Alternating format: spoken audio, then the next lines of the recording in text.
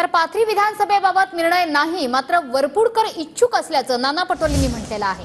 अहवाल आल्यानंतर अधिकृत उमेदवाराची घोषणा होईल असंही नाना पटोले म्हणतात। तर पाथरी विधानसभेची जागा काँग्रेसचीच असल्याचं आमदार सुरेश वरपुडकर यांनी म्हटलंय।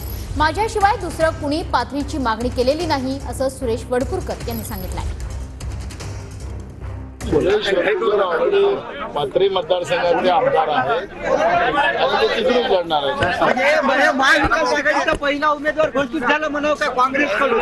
अजून नाही, पण ती जागा पाथरीची काँग्रेसची आहे।